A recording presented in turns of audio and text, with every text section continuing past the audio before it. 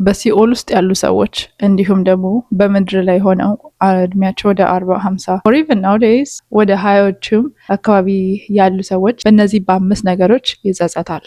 አንደኛ ድንግልናቸውን ባለመጠበቃቸው፣ ሁለተኛ ገንዘባቸውን በአግባቡ አለመጠቀማቸው፣ ያ ኦኤን ሌላው ገንዘብ ብቻ ሳይሆን ታይም ጊዜያቸውን በአግባቡ አለመጠቀማቸው፣ ሶስተኛ ትምህርት አለመማራቸው ወይንም እውቀት አለማግኘታቸው፣ አራተኛ ትዳር ለመመስረት በመቸኮላቸው እግዚአብሔርን ሳያነጋግሩ እግዚአብሔርን መልስ ሳይጠብቁ ልባቸው ደስ ስላለው ብቻ የማይሆን ትዳር ውስጥ የገቡ፣ አምስተኛ ኃጢአታቸው ንስሐ ያልገቡ እንዲሁም ወደ እግዚአብሔር ያልቀረቡ። በተለይ በሲኦል ውስጥ ያሉ ሰዎች አምስተኛው በጣም በጣም የሚቆጫቸው ነገር ነው።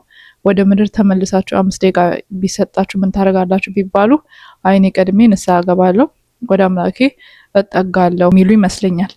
ይሄ ደግሞ ምድር ላይ ላለን እስትንፋሳችን እስካሁን ያለን ሰዎች በእነዚህ ነገሮች እንዳንጸጸት ከአሁኑ መጠበቅ። ሌላው አክቹዋሊ 6ኛ እንደውም ተንኮል ሰው ላይ በማድረጋቸው ሊቆጭ ይችላሉ።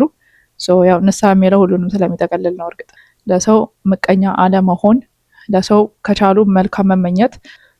በተለይ ፕሮዳክቲቭ ሀበሻ ሪዝን ሆኖኝ እንድገፋ የሚያደርገኝ ኦልሬዲ የሚጸጸቱ ሰዎች ሞልተዋል።